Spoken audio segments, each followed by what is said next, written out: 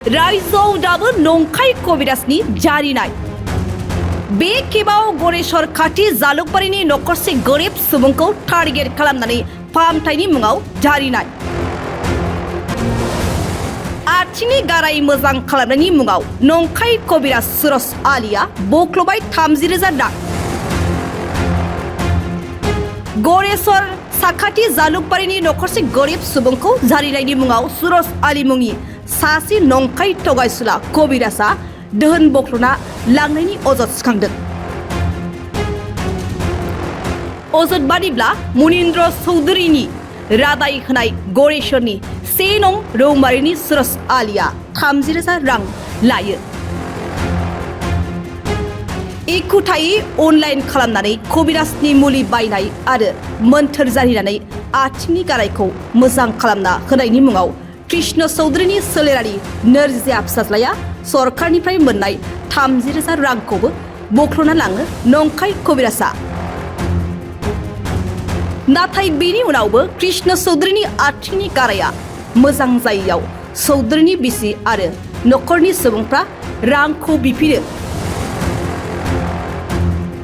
नाथाय रांखौ होफिननायनि सोलायै सुरज आलिया जादु मोन्थोरजों नखरखौ फोजोबस्रांनायनि हुमखि होयो। कृष्ण चौधुरीनि फाहामथायनि थाखाय रांखौ नागिरफिननायनि हेंथायै सानजा महिदेपारानि सामल देबनाथ मुंनि मानसिया मुस्लिम बस्तिखौ सावना सेवहांगार खालामगोन होनना नंखाय अजद होदों सुरज आलिया गरेस्वर थानायाव। मख'जाथावदि सुरज आलिया लब दिन्थिना बाङालिपारानि सासे असमिया आइजोखौबो लाबोना संसार खालामनायनि गोथौ अजद सिखांदों। সুৰজ আলি পাখণ্ডটো এই ঘৰত যে চিকিৎসা কৰি আছে কিবা কৰি আছে মই আগতে ইমান জানা নাছিলোঁ। তাৰপিছত তেখেতসকলৰ যে জোৱাই আছে এই জোৱাইয়ে মোক খবৰ দিলে ব'লাচোন চাই আহোঁ মোৰ শহুৰৰ একদম অৱস্থাটো বেয়া। মই ব'লা চাওঁ আহি কিনে চাওঁ ভৰিটোৰ অৱস্থা এনেকুৱা হৈছে মানে একদম চালে বহুত বেয়া লাগে, নিজৰে দুখ লাগে। আৰু এখন ইমান দুখীয়া পৰিয়াল, সেই এটা বিকলাংগ ল'ৰা আছে, এই ল'ৰাটোৰ একাউণ্টত কিবা চৰকাৰী ধনৰ অলপ সোমায়, সেই ধনৰ পৰা একাউণ্টৰ পৰা পইচা উঠাই কিনে আপোনাৰ এই পাখণ্ডটোৱে লৈ যায় 30,000 টকা সুৰজ আলি। আৰু এয়া কৃষ্ণ চৌধুৰী পেচেণ্ট হয়, তেখেতক আমি তাৰপিছত হেৰি কৰিলোঁ, আপোনালোকে এইবিলাক ওজা চোজা বাদ দি কিনে আপোনালোকে ডক্টৰ দেখুৱাওক, GMC যাওক।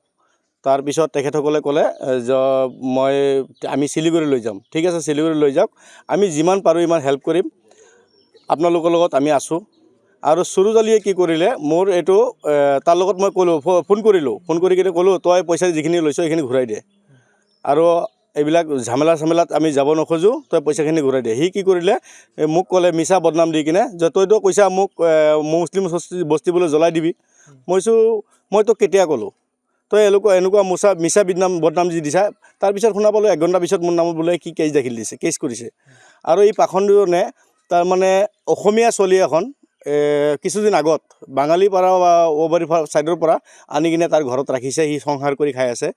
তাৰ আগত কিছুদিন আগত আমাৰ এখন বেংগলী মানুহ ই পলাই লৈ গৈছিলে। প্ৰথমত মোমা বনাইছিলে, তাৰপিছত তাৰ ছোৱালীজনী পলাই লৈ গৈছিলে। তাৰপিছত আমি উভতাই আনিছোঁ। আৰু এতিয়াও আহি কিনে বোলে কৈছে এটা ঘৰ এটা বনাই দিব। তাতে সি কি চৰকাৰ নেকি? সি মানে কি আৰম্ভ কৰিছে এইবিলাক? চৰকাৰৰ পৰাতো কবিৰাজী বেদ এইবিলাকতো বেন আছে। সি মানে কি কৰিব বিচাৰিছে, সমাজখন দূষিত কৰিব বিচাৰিছে। আমি উচিত শাস্তি বিচাৰোঁ সুৰজ আলিৰ। পূৰ্বতে দল সংগঠনৰ লগত জড়িত আছিল। পূৰ্বতে দল সংগঠনৰ লগত জড়িত, সি মানে দল বাগৰি থাকে, কিবা দল কৰে কি কৰে মই বুজি নাপাওঁ। কিন্তু মেইন কথা হ'ল ই একদম 1 নম্বৰ পাখণ্ড, তাৰ উচিত শাস্তি হ'ব লাগে। আপোনাৰ ওপৰত কেছ দিছে, আপুনি কি কৰিব এতিয়া? ময়ো কেছ দিম তাৰ নামত। মইতো মোৰ ওপৰত মিছা এখন কেছ দিছে। মিছাটো সঁচাটো সঁচাই হ'ব। ৰাইজো আছে, তেখেতসকলে ঘৰৰ পৰিয়ালো আছে, আমাৰ লগত জোৱাই আছে। ই মানে ইয়াতে যিখিনি মানে কথা কৈছিলে সেইখিনি গোটাই সুৰজ আলিয়ে ৰেকৰ্ডিং কৰিছে। যদি মই সেই কথাটো কৈছোঁ, সেই কথাটো ৰেকৰ্ডিং কৰিছে চাগে, সেইটো প্ৰুফ দিব লাগিব তেখেতে। আৰু মই যি কৈছোঁ জ্বলাই দিম, কিবা কৰিম, ভাংচুৰ কৰিম, কিবা কৰিম, সেইটোতো আৰু মানুহে শুনিছে, সি একলা শুনিলেতো নহ'ব।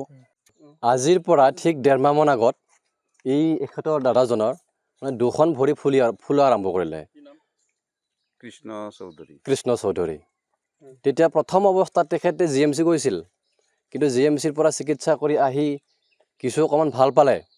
কিন্তু এই যিজন ব্যক্তি ইতিমধ্যে উল্লেখ কৰি আছে বাৰে বাৰে যে সুৰজ আলী, 1 নং ৰৌমাৰীৰ গড়চৰ থানাৰ অন্তৰ্গত, তেখেতে ইয়াতে আহি পাইছে, কৈছে যে কোনো মানে মেডিকেল ট্ৰিটমেণ্টৰ প্ৰয়োজন নাই, এইটো হাতত আমাৰ আছে, ঔষধ আছে, আমি ঠিক কৰি ল'ম। তাৰপিছত এই আপোনালোকে চাওক, দুটা চকু বেয়া, চৰকাৰীভাৱে কিছু এটা সাহাৰ্য পায় প্ৰতি মাহে মাহে, তাৰ সেই 30,000 টকা উলিয়াই বেংকৰ পৰা সেই সুৰজ আলীয়ে যে আমি ঠিক কৰি দিম 30,000 টকা বুলি মানে লৈ গ'ল। যেতিয়া পেচেণ্টটো লাহে লাহে দিনক দিনে অৱনতিৰ ফালে গুচি গ'ল, মানে একেবাৰে অৱস্থা শেষ, সেই মুহূৰ্তত তাৰমানে ঘৰৰ মানুহখিনিয়ে কিছুমান শংকা বা ঘৰৰ যিখিনি ফেমিলি, সেই ফেমিলিখিনি অলপ চিন্তাত আহিল যে ৰিক্স দিয়াৰ পিছত যিহেতুকে 30,000 টকা দিলে আমি ঠিক কৰি দিম বুলি কবিৰাজে ইতিমধ্যে গেৰাণ্টি দিছিলে। তাৰপিছত যেতিয়া পেচেণ্টটো দিনক দিনে বেয়া হোৱাৰ ফলে মানে চিন্তাত পৰি মানে সেই কবিৰাজৰ লগত আলোচনা কৰিলে। যেতিয়া আলোচনা কৰা মুহূৰ্তত কিছুমান মানে এনেকুৱা ভয় ভাবুকি দিলে যে মানে অমুক মানুহক জনালে বা অমুক সংগঠন যিকোনো ধৰি লওক মানে বেলেগত জনালে তাৰ মানে বিপদ হ'ব, সিহঁতৰ বংশ শেষ কৰি দিম, এনেকুৱা ধৰণৰ তাৰমানে মন্তব্য আগবঢ়াইছে। ইয়াৰ মানে কিছুমান প্ৰমাণ পত্ৰ আমাৰ হাতত আছে।